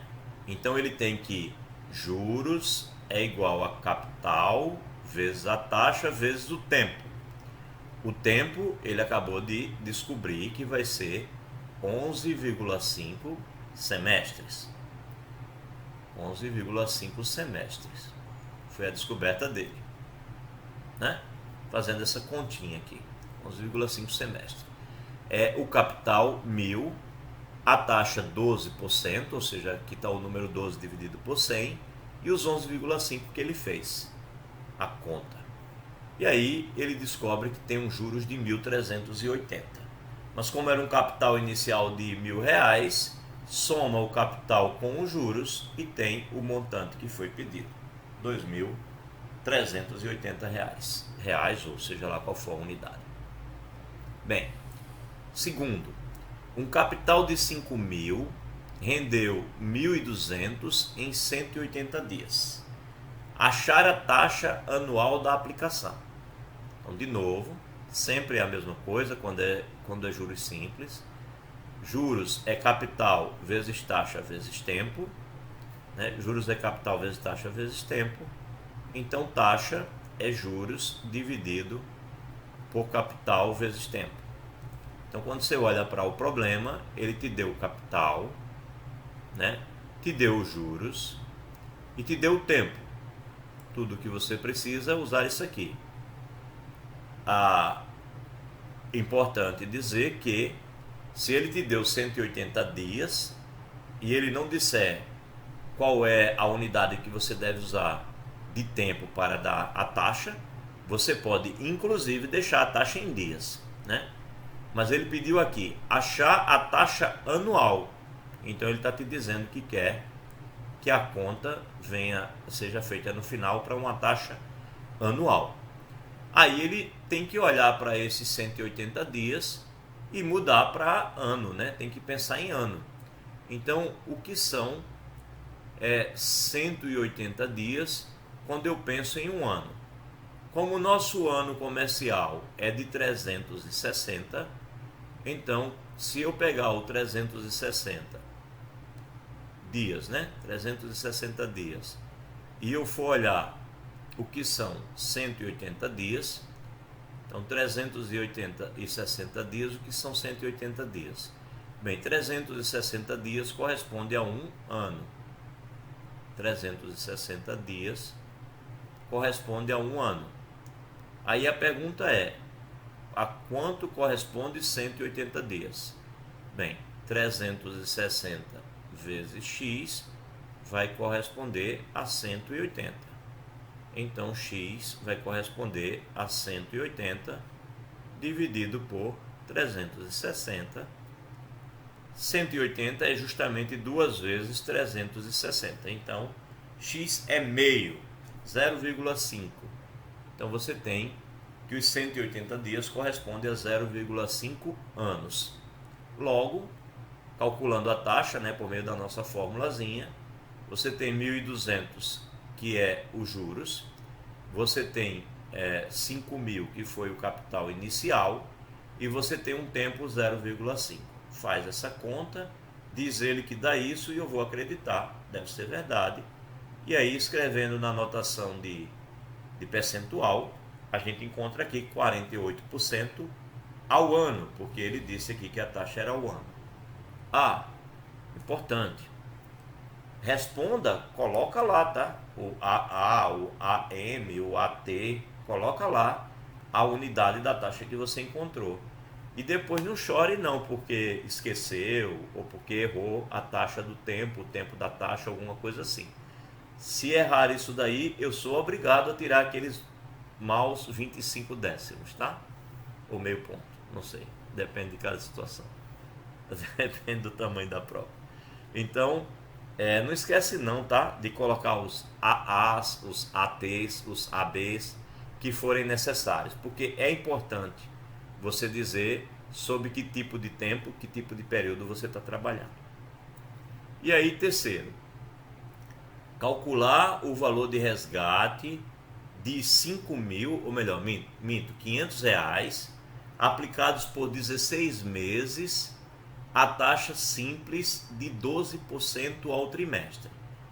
Esse exercício inclui aqui a expressão valor de resgate, que não foi falado antes. O valor de resgate, eu acredito que ele deve estar chamando o montante, né? Você aplicou 500 durante um certo tempo, e aí rendeu um certo juros, você chegou no montante final. Esse é o valor que você consegue resgatar de volta, né? Você aplicou e você pode tirar de volta. Então o valor de resgate eu entendo como sendo um montante. Mas vamos ver como é que esse autor entende. Então calcular o valor de resgate como sendo isso. Verdade, está aqui. Ele chamou justamente o montante. Ele está nos dizendo que o montante, como é uma capitalização simples, os juros são sempre calculados só em cima do capital inicial. Então, o montante, quando a capitalização é simples, ele é o capital inicial vezes 1 mais I vezes N. Nós vimos isso antes, né? Quando falamos de capitalização simples e capitalização composta. Então, quanto é o capital inicial? 500. O número 1 ele repetiu. Aí ele agora tem aqui mais 0,12 dividido por 3. Por que por 3? Ora, a taxa está ao trimestre. A taxa está ao trimestre. Ele pediu para calcular o valor de resgate e ele te deu um prazo em meses, né? Então ele te deu 16 meses. Então o que foi que ele optou? Ele optou por manter os 16 meses, né? E fazer a conta alterando o período da taxa. Então se a taxa estava ao trimestre, um trimestre tem 3 meses, ele dividiu o 0,12 por 3, né? Por causa da história do trimestre. Professor, poderia ter optado por uma outra forma de fazer? Bem, poderia. Você poderia, ao invés de usar 16 meses, pensar 16 meses em trimestres, né? Para manter a taxa escrita em trimestres. Então, se eu quisesse continuar com o 0,12, né? Então eu quisesse fazer a conta mantendo o 0,12, não alterando isso, não precisando dividir por 3, eu iria olhar para 16 meses como sendo trimestres. A questão é que 16 não é um múltiplo de 3. E aí, por exemplo, se aqui fosse 15 meses, ele simplesmente poderia manter o 0,12 e aí no lugar de colocar 16 meses, ele colocaria 5 trimestres. Ele trocaria o 16 por 5, ou 15, né, por 5. Mas como é 16 não é bom para dividir por 3, ele preferiu deixar o 0,12 mesmo dividido por 3. Até porque 12 dividido por 3 é melhor de fazer a conta do que 16 por 3, né? Porque 12 é divisível por 3. Isso dá justamente 0,04, né? Bem, então faz a conta, encontra aqui 820. Então, como eu estava dizendo, o valor de resgate de fato, esse autor também chama de montante. Bem, quarto exemplo, em 2 meses o capital de 5.050 rendeu 550 unidades monetárias, ou reais, se a gente quiser chamar assim. Então, 5.050 foi aplicado em algum lugar e rendeu em 2 meses 550 de juros. Aí ele está perguntando a taxa. Agora ele pediu que a taxa seja anual. E só foram 2 meses, né? A aplicação só durou 2 meses. Mas ele quer a taxa anual. Bem, de novo, a taxa é juros dividido pelo capital vezes o tempo. Então, como ele quer que a taxa seja anual e só passaram 2 meses, então a taxa anual dividido por 12 vai ser justamente a tal da taxa esse nosso I aqui é a taxa anual, né? Dividido por 12 vai garantir a proporcionalidade com o fato de que um ano tem 12 meses. Então, ele, no lugar do I, ele vai colocar I sobre 12, né? Vai ser a mesma coisa, só que aqui, como ele quer a taxa anual, ele dividiu por 12 porque ele vai manter o tempo. O tempo ele manteve aqui 2. Ele manteve 2. Ah, professor, e se ele não quisesse escrever I sobre 12? Se ele quisesse forçar, né? Eu quero forçar, eu quero escrever I, não quero escrever I sobre 12. Não tem problema, você vai pegar aqui, vai ser juros, está errado, né? Não, está certo. Aqui, juros dividido por C vezes N, né? Eu não quero pensar em I sobre 12 aqui, tá? Tudo bem. Só que aí você tem que lembrar que você não está com N sendo 2, você não pode usar 2, né? Você não vai poder usar 2. Então o que você faz? Você pode deixar o I aí, desde que você divida o N por 12. Você também pode deixar o N aqui, o 12 aqui, né? Então você vai pensar assim, ao invés de eu pensar em 2 meses, eu vou pensar em 2 sobre 12 anos, tá? Então ou você pensa no 12 dividindo a taxa, ou você pensa no 12 dividido o tempo. Como ele preferiu deixar o 2 aqui, então ele colocou o 12 para dividir a taxa aqui. Bem, aí o restante é conta, né? 550 são juros, 5.050 é o capital inicial, o tempo ele deixou 2, faz essa conta e encontra, bem, esse número aqui vezes 12, né? Porque ele estava com 12 aqui e multiplicou o 12 vezes o valor que ele encontrou aqui. Então esse número vezes 12, esse número aqui vezes 12 é o valor que você vai encontrar quando fizer essa conta. E aí você tem então que I é igual, isso aqui é uma igualdade, tá? A 0,6535, que é o mesmo que 65,35% ao ano. E para concluir, em quantos meses um capital de R$400 rende R$80 a juros de 60% ao ano? Então, novamente, ele está te dando agora a taxa ao ano e ele está te perguntando o tempo em meses. Então você tem que fazer as devidas conversões, né? Então novamente, juros é capital vezes taxa vezes N, ele isola o N, e aí ele tem que o N é o juros dividido pelo capital vezes a taxa. O juros é de 80, o capital é de 400, e aí quando ele vai para a taxa, como ele quer a taxa ao ano, ele pegou a taxa, ele pegou a taxa que estava ao ano, dividiu por 12 para que ele pudesse ter o tempo em meses, né? Então novamente ele pegou a taxa e dividiu por 12 para que ele pudesse ter o tempo em meses. Bem feita essa conta, isso dá realmente 4, né? Porque aqui vai dar, você vai tirar o 0 aqui, vai tirar o 0 daqui, vai dividir por 8, aqui vai ficar 5, né?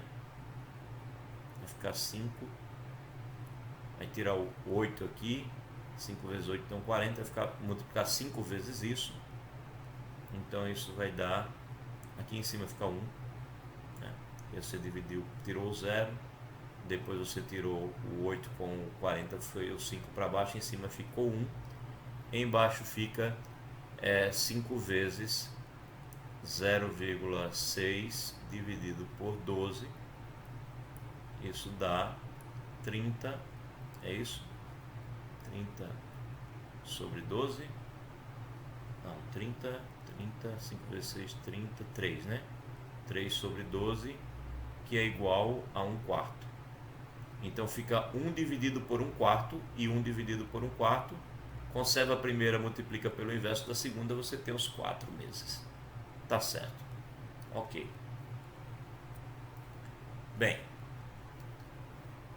a gente fala então na próxima aula de equivalência de capitais a juros simples e segue daí em diante. Eu vou alimentar o Moodle para todo mundo ficar com as informações gerais, tá? E o planejamento todo do curso até o final, que eu fiquei devendo porque demorou um pouquinho também ao sistema ser liberado para mim, devido assim comunicação nossa entre Arapiraca e a direção de Arapiraca e a coordenação da gente aqui a coordenação da EAD em Maceió, né? Houve um tempinho e aí eu acabei me demorando um pouco a preencher o Moodle. Hoje foi que eu coloquei lá a nossa aula, que seria agora. Bem, há pouco tempo, há poucos minutos. Mas eu vou alimentar o Moodle e vai ficar legal lá para a gente poder ir acompanhando. Vou parar a gravação. Acredito que já está bom.